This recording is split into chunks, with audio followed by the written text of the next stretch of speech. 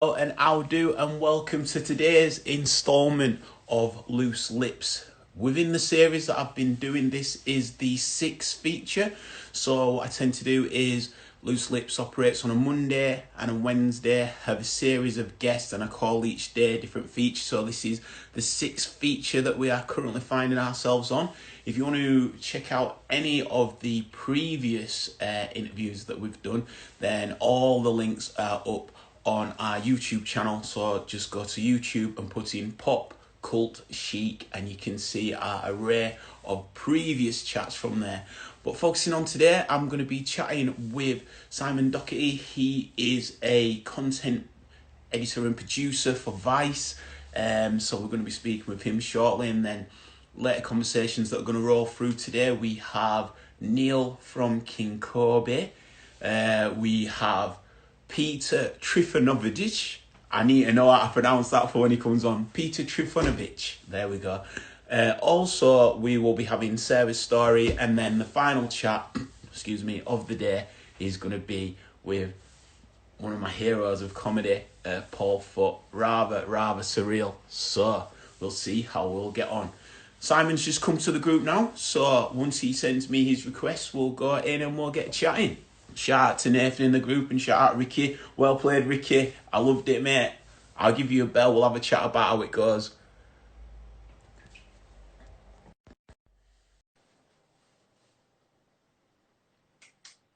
Technology connecting us.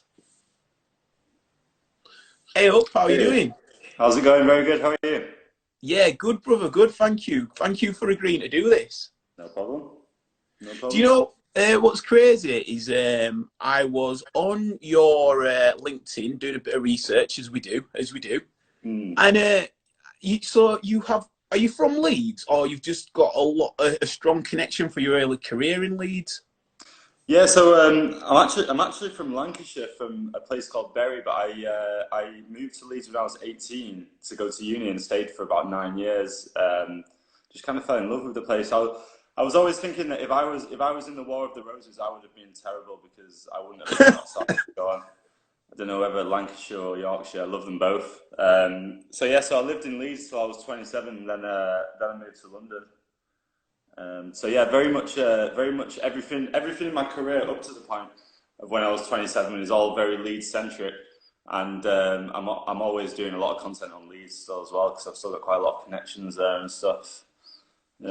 Yeah, I was seeing. So one of the things which we must have crossed paths back in the day, because even things like Champion Up North, Yeah. it's such a good like stepping point, for teaching people the basics and giving them a good platform to express themselves, and like yourself, get to Mm. build and go on to where they go to. So I was involved with Champion Up North really early on, like sort of looking to develop my presenting skills. But it's such a hidden gem; not a lot of people know about it. So when I seen it on your Mm. LinkedIn, I was like, "Yes, brother, I see it. I see it." Yeah. It's that was where I did my sort of internship, where I was there for a few months. I was there for a few months, I think. Yeah. But that was around the time where I realized that if you write a little blog about an event, about a music event or something, then you can usually get your friends in for free. So that's how the writing started first, before sort of I had a chance to consider doing it professionally. So yeah, essentially it was just originally just to get me and my friends into parties and raves for free, just to get into Mint Club without paying, because we didn't have the money to pay. And then eventually I got sacked from my job at the university. So I thought I may as well try and do that full time. Was that the main catalyst then? Was that one of the reasons that spurred you on? So you didn't actually study anything about it. You just felt, I'm doing it. I've got a good rhythm with it. And then obviously an opportunity came. You thought, let's see what it brings. Yeah, exactly. Yeah, so like I studied psychology at uni, so nothing to do with media or anything like that. I always wanted to be a psychologist, but I just wasn't. I wasn't good. I wasn't sort of like academic enough to do that. And then I had a job at Leeds Beckett in the halls, where I was like the welfare officer in the halls. And around that time, I started getting interested in writing. Was working at Champion Up North as well. And then I was just realizing that if I wrote these little blogs, they can get me and my mates in for free. And then I noticed at the halls, because I was at Opal 1 and 2 down there on Burley Road, Burley Road, yeah. it was a live-in job as well, and so basically I realised that all the like events companies were kind of at war with each other. It was like Yeah, a flyers war. It was really interesting. It was like a like they called territorial. it the Monday Night Wars. Yeah, exactly. So like the Voodoo events had the sort of contract with the university, so they were allowed to flyer in Opal 1 and 2, which is quite a big thing because there's like 1,500 students living there, and especially when they don't know what bars and clubs to go to Yeah. when they first arrive. So like you can get them on your side straight away. But then there was sort of like other things, no curfew events, for instance. They were a big rivalry. And then you had like your Jungle Jam, your Back to Basics, and all these people that wanted flyers as well. So I've said to them as well, if you let me and my mates in again for free, then I'll get you in. I'll get you in, and you can distribute your flyers there. And we were getting bribed with like pizzas, free tickets to events and stuff. And then I wrote that for an article. It was the first article I ever wrote for Vice. But unfortunately, Leeds Beckett University sacked me for writing it. So they pulled me into the disciplinary, and then they had my articles printed off in front on the table, and then I got sacked for gross misconduct. So have you been sacked from both unis? No, just Leeds Beckett. So that's what you were sacked for. Yeah, gross misconduct for writing an article about the flyer wars that happened in Opal 1 and 2. And then I thought, well, I may as well just try and do this full time now because I've not really got anything else left. So, yeah. Did you approach Vice about that actual specific article, or did they come to you and get you to write about something that you wanted to?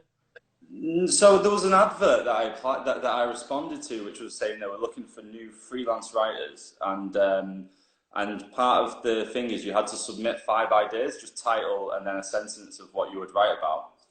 So I submitted 5 ideas, and one of them was the flyer wars, and then they said, "Oh, we really like this one, write it up." And my girlfriend said, "You know, you're probably going to get sacked for this." I said, "No, I won't get sacked. They won't sack me for it. They might give me a bit of a finger wag or something, but no, she was absolutely right. Yeah, definitely would sack you for that. Yeah." Do you know what though, right? I'm glad you brought it up because that was such a, if you were around Leeds at that time, that was really, it got a bit hostile. Like, Yeah. they were proper sabotaging one another and like setting about other people. Like it was worth like noting down.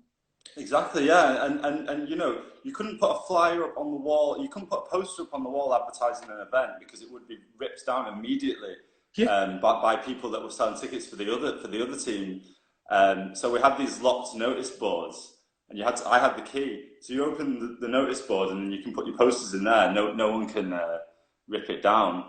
So I kind of offered some of the people like. I think it was a bronze, silver, and gold package at the time. I think with the gold package, you got to like slip a flyer under every flat door. But for that, you would have to sort of let me and my friends in and give us a couple of drinks each. I think the bronze packet was you can just have a few flyers around in the main bit, and you just let me and one other friend in for that. But yeah, we used to do it for a lot of people, like Jungle Jam, Back to Basics. Back to Basics used to love it, yeah. I tell you what's interesting, to sort of link everything what you just said then. So you were studying psychology, but you didn't really see that through. However, a lot of what you do now, one of the articles I was reading, the blagging into festivals, it seems like they're still sort of connected in a way. You know, you must use a lot of psychology and a lot of balls basically to be able to pull these sort of things off. So what sort of headspace and how do you prep for some of these I wouldn't call them pranks, these situations that you put yourself in? Well, the festival one was funny because I basically it was quite nerve-wracking, but then I thought, imagine if you were actually smuggling sort of a large amount of cocaine into Thailand. That would be a really stressful situation, wouldn't it? And I thought, yeah. So I thought, well, this is just nothing compared to that. So that's how I kind of like psyched myself up. So it was just a case of just like putting on the uniform and just walking through and saying the least amount to anyone that you can get away with. and just to get in. But it was incredibly easy to do, and I think after the article got published, I think we did another 5 just for fun that summer, finishing with the Bob Dylan and Neil Young concert in Hyde Park in London. That was the last one.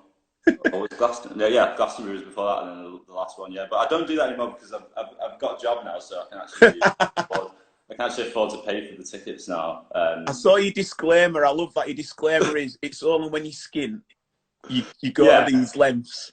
Exactly, because I've always thought I definitely would pay for a ticket to get into somewhere, but also there's been many situations where I haven't had enough money for a ticket, so I've just had to come up with some sort of crazy scheme or scam to get in. But that goes all the way back to when you were, the welfare officer at the Hall. So it's still like a trait that's continued. Yeah, even before that, I specifically remember. I'm sorry to Stuart Forsyth if he's listening. But, Fuzz, shout out Fuzz, one of my boys. But there was a way of sneaking into Mint Club. Obviously before it was in the smoking area. Yeah, did you do that? You had to go over the roof of the next building, and then you can come in and you come in directly above the dance floor, and then you can slip into you used to be able to before the club shut, slip into the smoking area. There's no way I'd be saying this if the club was still going, but yeah, when there was no money at all, and just like studying and stuff, and of course still wanting to get into the club, because I probably went to that nightclub every week or so for many years. Yeah. It was Bigger really and Barry good. on a Tuesday, lunch on a Sunday. Yeah. I mean, it was almost as good as the Garage, but the Garage was a bit better. But then my ultimate favourite Leeds club ever has to be Stinky's Peep House. Yes. Yeah. Did you ever go on a Sunday when it was back to mine and it was like more of a local Leeds night, but it was, a bit of like speed garage and bass line? Yeah, and it was kind of like the cream of the crop of the club, wasn't it? Because like everyone had gone from club to club to club to club to club, and then you end up there on a Sunday, and it's kind of like the absolute hardcore of the hardcore left. A little look round with like like just nodding around like we made it, yeah, mate. Yeah. You earn your stripes going through there. We definitely must have crossed paths, man. I'm telling you. We must have done. But I mean, like, is it? I think I was trying to think of. Champion up north of it. I don't remember. I think I might have come a little bit after you there then. I think I was way early. I probably was involved only a couple of times, but maybe like 2009, something like that. And then I actually, so myself, I do stand-up comedy, creative writing, and I'm a presenter. So I was sort of working like you do at that time, thinking, which one am I going to go? I've got a decent pay office job, or should I make the jump and see if I can follow this path? And redundancy happened, and I thought it's the perfect time really to give it a go. And then I went to Leeds Met at that time to do entertainment management, and then it just weren't for me. It could have been like a course on business. So then I went to Park Lane to do creative writing, and then I just found myself getting more and more putting on my own events, my own comedy events, and just getting more involved, shall we say, in the Leeds scene, and just getting a bit known to be able to be supported. You were on TV at one point though, weren't you? Yeah. I remember that. Yeah, on Made in Leeds. So I was doing a few bits on there as well. So that gave me a good platform to get my show reel up and running. And then off the back of that, then I was able to do my own stand-up comedy world tour. So I did Leeds, Manchester, London, and then I flew Australia, did Sydney, Melbourne. And then this year I was going to do a lot more of Europe, and then got a Burning Man again and do there, LA and New York. But obviously with everything that's happened, it's sort of put things on ice at the minute, but it's still there. But so have you been to Burning Man before? Yes, mate. I went. What's it all about? It's not a festival. It's not a festival. What it is a community. And basically everyone goes that, you don't take any money, and it's all about bartering and swapping stuff. And it has that element, and you don't need any money there, but you don't need to swap essentially. It's just all about good vibes. It's basically people letting loose and connecting with who they really want to be like. And then you've just got the extreme eccentricity of like, probably accountants through the week, and then walking around with the little peckers out, like just there at this festival, and crazy like different seminars. So how it works, if you imagine a clock, you've got 2 and you've got 10. So that's like on the clock front, and then it works round like that. So you've got 6 o'clock. And then if you imagine it in a grid system like New York's, like blocks, each camp, so people can apply to build their own camp, and then they provide their own source of entertainment. So it's everything from spirituality and well-being to DJing to sex classes to food. It's just everything. But it's just because it's in a desert, and say when you're at Glastonbury, it's like 6 a.m. and you want some food or you want to get your head down, you can do that. Whereas out there, because you're in a desert, it is demanding, and you're always cycling on the bikes to get around. And by the Friday, I was like, this is hard. I just want to speak with my mum. Do you know what I mean? I just wanted to like. How long were you there for? Oh wow! So the full festival runs a week. So we went Sunday to Sunday. It's always on the bike. It clashes with Leeds Fest. So it's always that sort of weekend just before Labor Day in America. But if you get a chance to do it, 100% do it. We were meant to again go this year, but look to get an RV, because last time we were in a camp. So when you're in a camp, you have different duties. So I worked behind the bar, some friends helped repair bikes, and it were cool. But, you know, you want to have a bit more of your own time. We just roam about and just get up to what you want to get up to. But I tell you the craziest thing, and if you're looking to do like article, if you're out there, is there's 3 tiers of undercover police that are there. So you've got state troopers who are obviously just kitted out, you can see them, but then you've got FBI, and then I've forgotten who else as well, and you can tell them. I won't say how you can tell them apart, but you can really tell them. But it's really on top, that sort of side of it. So you just how do you know that you can tell which one is which though? If I say now, then they'll all hear, won't they? But, right, but I'll tell you what, after this convo, I'll tell you. But then that's what the article can be on, is being able to tell who's who. It's just, and also, it's just the vibe. You can just tell by some people's vibe, you know, like, they stick out a bit. They're just not in it, are they? Yeah, but but the festival's incredible. Yeah. How harsh are the weather conditions there, though? Because it seems pretty, like what protective equipment do you take? Like, how do you survive that, basically, is what I'm asking. We've got, like, we had, obviously, goggles for when there's a sandstorm. That's probably the worst bit, is if there's a dust storm and you're out in it, you've just got to stop. And you can't see, literally, I'm like, what, however far from my phone now. I won't be able to see my phone because of the dust. You've just got to sort of embrace it.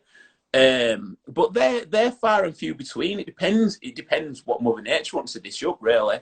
Water, obviously, make sure you packed with your water, because the heat can get searing. And the thing that got me was that because we were in a camp, we were at the leisure of the food that they prepared, and it was like vacuumed veggie mush, really. There was nothing to burn off. So when you're cycling all the time, by the time it comes, you're burning nothing off but your head.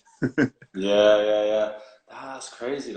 Yeah, it's something that I'd always wanted to go to, but it seems dead expensive. Like, nah. Someone told me it costs a few £1,000s. The whole thing around it, so you've got to think, you've got your flights, you're probably going to stay in Reno, LA or San Fran before, you've got your RV, or you've got however you're going to get there, and if you're in a camp or if you're going to stay. So if you're in a camp, you'll pay like a bit of a sort of fee to participate, so that goes to the building of the camp. Otherwise, you've got the expense of the RV. So those two sort of marry each other and balance each other out. It's one or the other.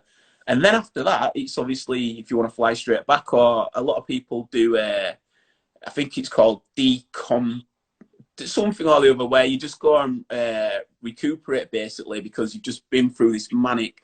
I honestly, if I couldn't see the moon, I would say that we get transported to the moon. That's why I believe it's Mars. Like, it's not on this planet. It's not on this planet. I'm not having it.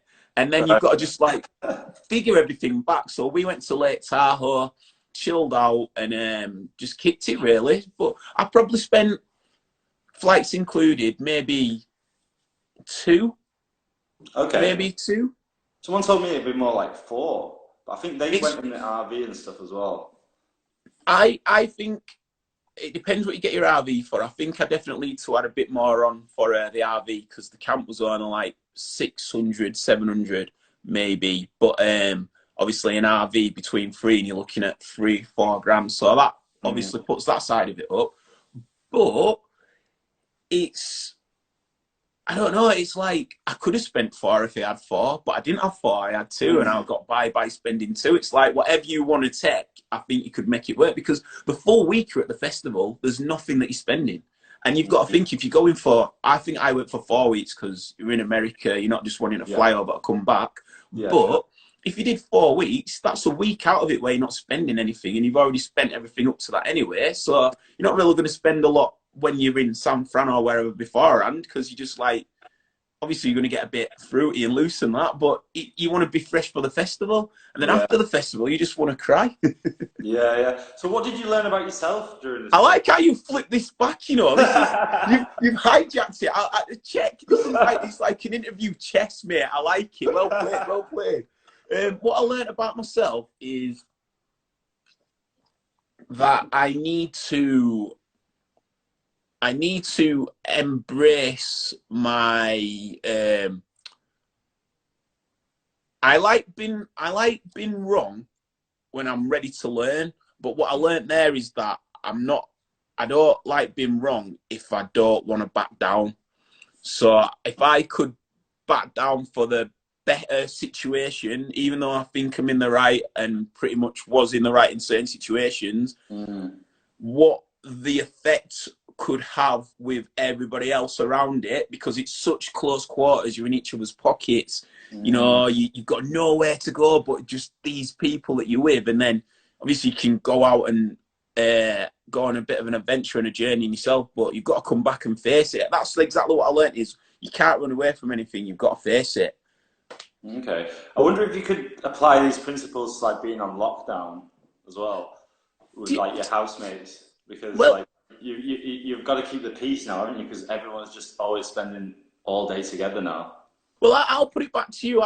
Do you think that when we get out of these principles of lockdown, because I agree with what you said there, and I think people have been a lot more accommodating due to the situation, but really, shouldn't this be how we should be anyway? So do you think that when we are released or let back out, that we'll still maintain that side of it, that we'll still feel that it's not just a way, it's the best way? I hope so, but I'm not sure. I'm not sure, you know. I don't know whether everyone will just move on, a vaccine will arrive, and then we'll kind of just forget how this period was. It'd be a waste if we did, because this is something that is monumental. Like, this is something of the ages. Like, it'd be in any history book in future generations, and I just don't think that we should be playing it as light as once we get back to it. Like, I don't like the term that we should go back to normal, because A, I didn't agree with what the normal was, and B, I think that this has really highlighted the vulnerability of the system that we're currently in, and that it doesn't support all, and it's not the right one to sort of be running forward with. And I think at this time, my worry is there going to be any restrictions on our freedom in a sense of mass gatherings? Are they going to be curtailed? Is it something that a few years down the line, if they think, well, we just need to say coronavirus again, and they've got us straight away? That's my only concern and worry. But I'd like to think that there's two rabbit holes at the moment. It is a bit of a matrix moment, red or blue pill. And I'm really going for the optimistic unity side. I'm really thinking that the heroes that are going to come out of this are your frontline workers, your key workers, and how can we ignore what they've done? How can we go back to how it's been after what they've done for us? I can't see it playing out like that. Yeah, it's interesting. Firstly, I think that after this, supermarket staff should be paid more straight away, because I think like now we've just realised that they are so essential, and they are key workers, and so essential to our lives, that really I feel like we didn't really recognise that before, and now we do recognise that. I hope that their salary is going to be updated to reflect that. I do think that there could be some implications for the civil liberties here, especially to do with data and stuff. I know that the government's using data to, or it will be doing shortly, to sort of like track infections and see who's, which on the face of it doesn't seem too bad. There was an interesting interview with Edward Snowden the other day, and he says basically on the face of it, it doesn't seem too bad, that. But then what's going to happen in the future with that data? Who's going to get hold of that data? How is it going to be secured? And are we just going to take? Are the government just going to take this as a normal thing now that they just have the right to all our data? Because that data is invaluable to the government, could be used to sway political. Well, we've seen, haven't we? Exactly. Yeah. Exactly. So in that respect, I think that we should watch our civil liberties after this and not allow this sort of event to sort of just diminish things that people have fought hard for over the years. But yeah, I think that going back to completely normal the way it was, I think they should have restrictions on the traffic and stuff. Because like when you walk down the street now, there's not as much traffic. And I've got a skin condition, eczema. And I've noticed that since the lockdown began, I don't know the cause and effects relationship here. I don't know what's caused this. But I've noticed that since the lockdown, my eczema has just disappeared. Really? I've had it my whole life. Yeah. And I've never had a time when I've not had any eczema at all. And it's really interesting. Since the lockdown began, about 2 or 3 days later, it just cleared up and it's gone. And I don't know if it's to do with pollution. Wow. Well, obviously, sure, but you'll be able to chart yourself in when it does sort of come back and see if it does come back, and that's a real good that's a real good way of looking at it, because the animals, the creatures, they've not been bothered. They've just been like, have humans gone or whatever, and they've come back out. Like, so I was speaking with Dan McDougall, who's the drummer of Liam Gallagher, speaking with him Monday, and he was saying that outside he can hear more birds tweeting. And you can definitely feel there's a calmer air around. There's definitely a calmer air around. And I wonder if that's something where, the new normal or the new forward, like I'm sort of, the thing I'm sort of trying to toy with is this pause or is it reset? And that's what I'm trying to think, because if it's pause, then it's just going to continue as soon as you step back out. But if it's reset, which I pray it is, then maybe people will walk rather than driving, because there can't be any stipulations to be put in with that. That's only from what we've based in, well, I went for a great walk or a great run, or I enjoyed that time, enjoyed that walk. People are discovering parks round the corner from them that they've never seen because their head's just been down. It's up to us, isn't it? It's up to us to sort of push on rather than reverse back. Yeah, absolutely. Yeah. And as well with things like family and stuff, I feel like everyone's got a sort of a renewed sense of the importance of family connections now, because sort of you're catching up with your family a bit more. And before, I feel like our lives were just so busy and so crowded with information overload and just constantly stuff to do that things actually catching up with your brother, catching up with your grandparents and stuff, it's kind of got sidelined. But now it's more important because I feel like everyone's had a sort of a wake-up call of actually, it's really important to keep them connections up. And also with diet, I feel and this is why I'm not sure whether the eczema thing is really pollution or not, because it could be an improved diet, because I've had more time to cook proper meals for lunch rather than just constantly running around having to grab sandwich from here and just eating all the crap, So yeah, I don't know, it'd be interesting to try and work out what's caused that, and it'd be interesting to speak to a dermatologist as well and get their take on it. I've actually got a nutritionist. I'm not sure if she's a dermatologist. She works, is it Great Ormond Street? Oh yeah, that's the big one. She's involved there. I've got her coming on in a couple of weeks, so I'll send you some details, maybe listen in, and I might, ask her about that side of it as well and see if she's got any theory on it. But how have you found? How have you found it? Been down there then? Is your family still up north in Bury and stuff then? Yeah, family are in Bury. Yeah, I live in London now. Yeah, it's strange. There's a strange atmosphere here, especially when you take. Imagine if you took about 85% of the people off the street. That's what it's like. But what I've realised is that you notice that that the people that are kind of down and out. Maybe they're homeless, maybe they're suffering from severe social deprivation, or they've got addiction issues, substance misuse issues. They're still there, and they seem much more visible now, I've noticed.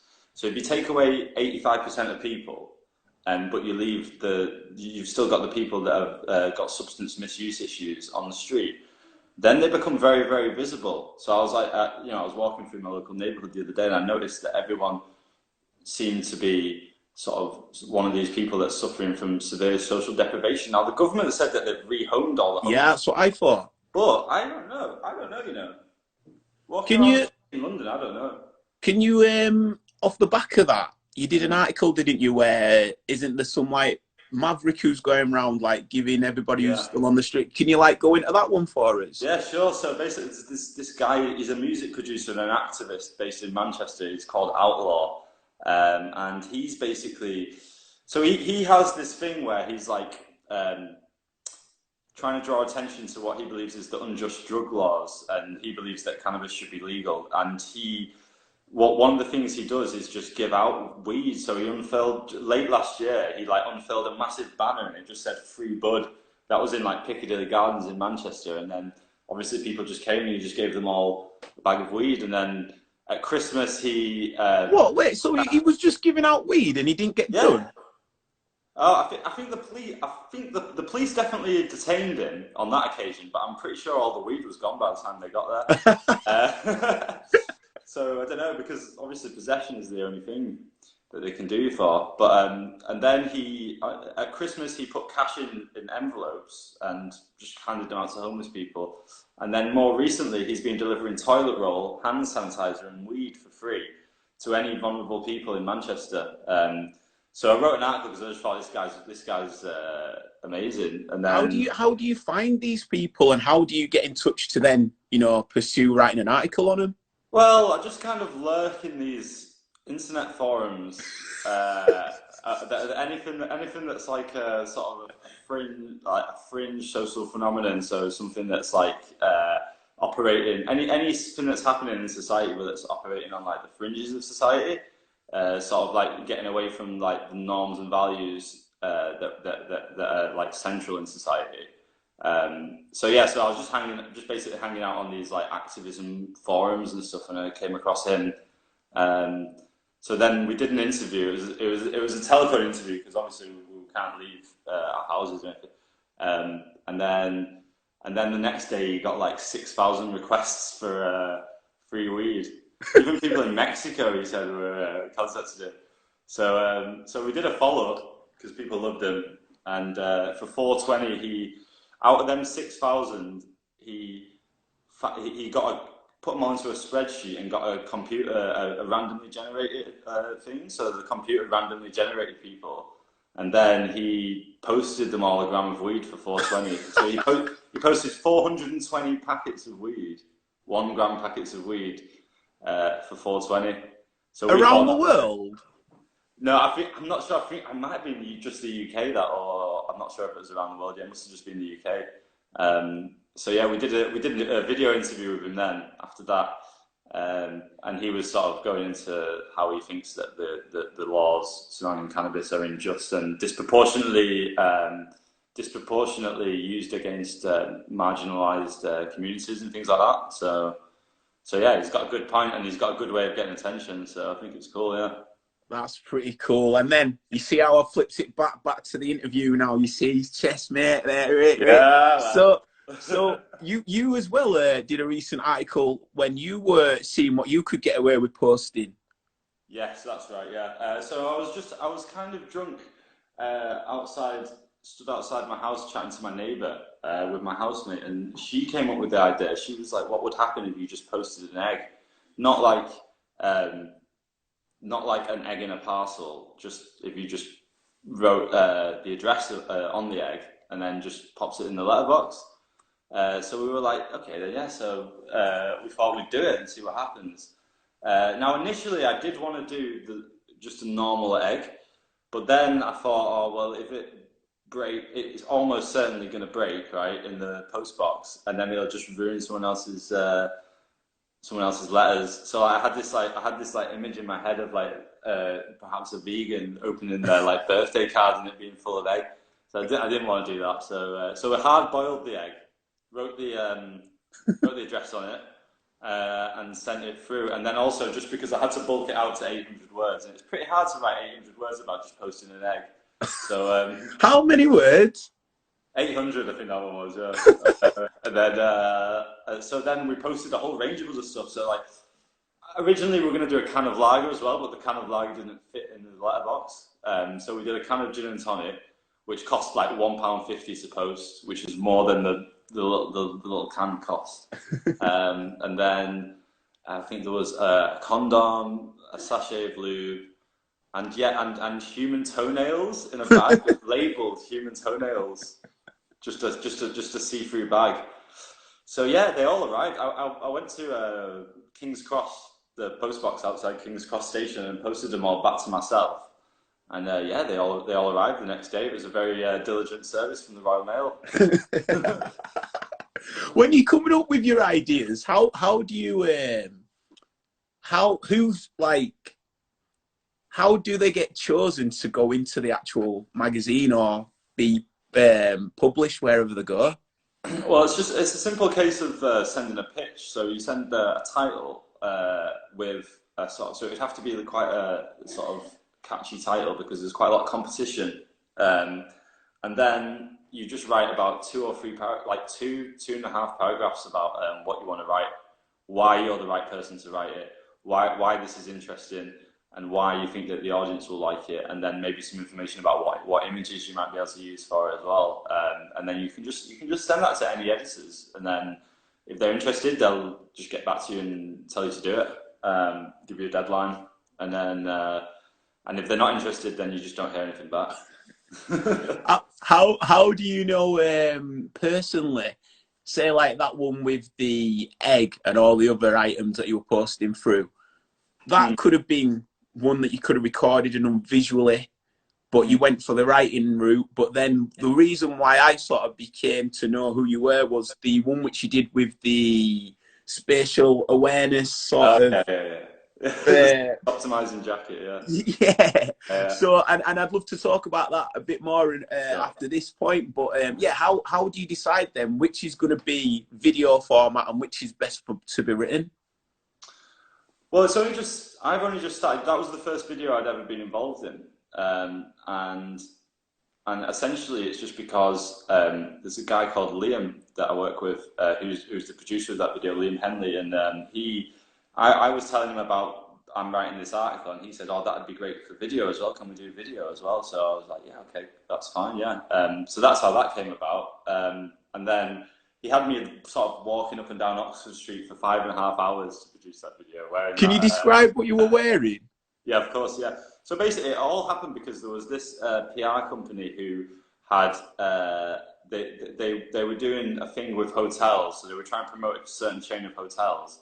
And then as a publicity stunt, they created the space optimizing jacket, which was like essentially a big balloon that blew up on your thing, and it was to help tourists. It was like ostentatiously to help tourists with like crowded tubes and things like that. But really, it was just a gimmick to promote the hotels. So I thought it was hilarious, and I thought it would be really good to get this on the tube during rush hour, see what happens, right? So then I got in touch with the PR company and actually went to their offices to try the suit on and stuff. And I was going to use their suit, but unfortunately, they wanted to control the scenario. From what I remember, they wanted to do it on a certain time, do it in a certain way and stuff, and we just kind of wanted to do it our own way. So ultimately, they wouldn't lend us the suit. And then basically, so the photographer that I always work with, Josh Eustace, he said, "Oh, we'll make our own." So I was like, "All right, then, cool." So the study it was based on was apparently the perfect measurement of personal space. This was all done well before the Corona stuff happened. Yeah. The optimum space is 18 inches. So apparently, if you don't want to encroach on someone's personal space, then you stay at least 18 inches away from them. So we made the suit, and all the sort of points were 18 inches. So we made these tubes. Originally going to use pool noodle, which is the stuff that you have in swimming pools. Right. Oh yeah. Yeah. And then we realised that it was actually much cheaper to have pipe insulator. So basically, Josh created this thing where it's just planks of wood on the inside, and then cable ties attaching all these sticks. So he wrote it out on a piece of paper first as like a plan. And was it heavy to wear then if it had wood on inside? It had wood on the inside, yeah. So was it heavy? Yeah, it was very uncomfortable to wear. And then Liam had me for 5 hours up and down London, and everyone was just filming on our phones, so we were worried it was going to go viral before we had a chance to get our content out. But yeah, and we got pulled over by the police a couple of times as well, actually, undercover. They wanted to know what it was. We were in Waterloo train station, but we weren't filming because we know we're not allowed to film in train stations. We were just having something to eat, and the jacket, we were just having our sandwiches, and the jacket was just on the side, like we were just eat. And then someone came over and said, "Can I have a word?" And it was the Metropolitan Police. Got his little badge out. Just wanted to know what it was. So I told him, and that was it. But that happened twice. And then we were getting on tubes, and there was another sort of middle-aged bald man, and I thought, that's the police as well, or I'm getting paranoid. So, when you are wearing that suit, what I thought is it looked like something off Beetlejuice. I didn't know if that inspired it. There's a scene in Beetlejuice where they go to touch something, and spikes come out of it. No, but other people made that analogy. I was on the radio station in Dublin, and we were talking about it, and that chap said that he referenced that, and I didn't understand that reference. But apparently there's Rick and Morty references as well, which I didn't understand either. But people were going mad in the comments, relating it to Rick and Morty. I think that's the reason the article did well, to be honest with you, because it got reshared on a load of Rick and Morty fan pages, and those people are ridiculously engaged. Do you feel that now that that sort of scenario came together, do you think that you'll be writing with more videos in mind? Well, I mean, it just happens to be because I was sat next to Liam, really. But we have done another one since then when we did the actual when we actually interviewed Outlaw for 420 on Monday on video. That was another one. I was actually asking him the questions and stuff. So these are the two videos that I've worked on at the moment only. But yeah, we've got plans for more video content for sure. Yeah, definitely. And then I suppose to sort of wrap it up, and thank you for your time, man. Giving us your time. It's been good to lock on, brother. You're a good guy. What is it like working for Vice? Because obviously they've been around for so long.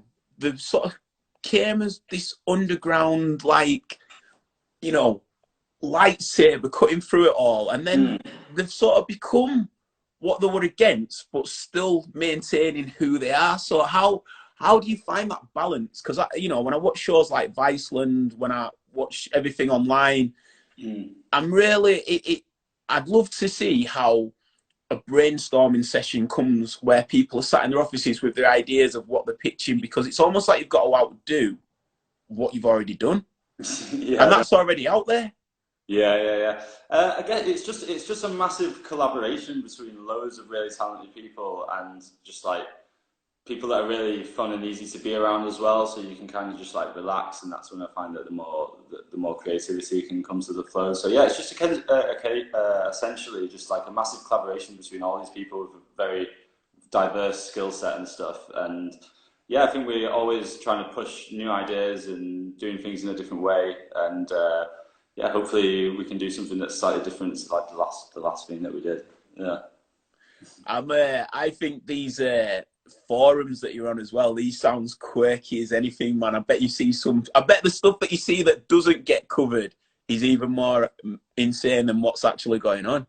Oh yeah, there's so many crazy dark corners of the internet that you could never sort of get through the whole weird stuff. Yeah, but that's the trade secrets. Getting the niche sort of subculture forums, and that a lot of ideas come from that actually. Do you find when you sort of discovering those sort of new worlds, how safe do you feel? I've always felt quite safe because I'm always on from the safety of behind my computer. But I mean, one that I'm particularly interested in, I've been trying to look into for ages, but it's quite hard, is incels. Are you familiar with incels? No. So basically, it's this group of people who are involuntary celibate. So it's essentially all these really angry men who, for one reason or another, probably because they've got weird opinions and outlooks on life, is that women won't sleep with them, right? So then they become incredibly bitter to the point where they hate women, and then they identify as incels, involuntary celibate, so they don't have sex, but not through their choice, and it's kind of manifested in this really toxic sort of this really toxic subculture where they just like really hate women and they really feel like they've been done really badly, but they also don't respect women, and maybe that's the reason that they can't sleep with women, because they don't respect them. But yeah, I find that a really fascinating subculture, so I'd love to do something on that in the future. And there's some really weird forums and stuff that you can lurk on there if you want to see what this weird fringe subculture is all about. Do you think there's scope for doing stuff undercover in that sort of respect, or would you approach him as, "Hi, I'm Simon, this is an article," and go from it from that angle? Definitely undercover. Undercover would be sick. 100%, yeah. Because they're not going to talk to me, are they? They're not going to talk to me. They're going to tell me to do one. Exactly. So you've got to come up with your own character and everything to infiltrate this world. Yeah, I'd love to. Yeah, I'm well into stuff like that. Yeah. That'd be sick. That'd be amazing. That'd be amazing. Yeah. Well, I'll leave you be, brother, because I know you're just on your lunch, just agreed to chat. So I appreciate you taking your time out of your day, and also for giving me your time to speak and connecting, bro. And I'm enjoying the stream, so I'll keep watching. Cheers. Yeah. Thank you very much. I've got Paul Foot on later, who's an unbelievable comedian. He's on at 7. So if you finish by then, get involved with that, because that'll be class. But no, mate, amazing stuff. Like, I really love the pace of how you write. Like, it's very conversational. It brings you in along with the story. It really does. And I think that's a gift when you come to writing, is being able to bring people alongside you and feel like they're there. And that was one of the main reasons I wanted to ask about the writing meets the filming side, because I think that the way that you write, I can see almost how it would work has been filmed as well. So I'm glad that the sort of two worlds are merging together for you. Brilliant. Yeah, thank you very much. It's been lovely speaking to you. No worries, brother. You take care, man. See you later. Peace. Bye. So there you are. That was Simon Doherty, and he is a content creator for Vice online and magazine. So you can find a lot of his stuff. Simon Doherty. Follow him, of course, on Instagram, but do have a gander at his articles up on the internet worldwide. They're out there. Get involved. Check him out. That's this chat from me. I'm going to be back in 10 minutes or so speaking with Neil, the co-founder of King Kobe Chop Shop.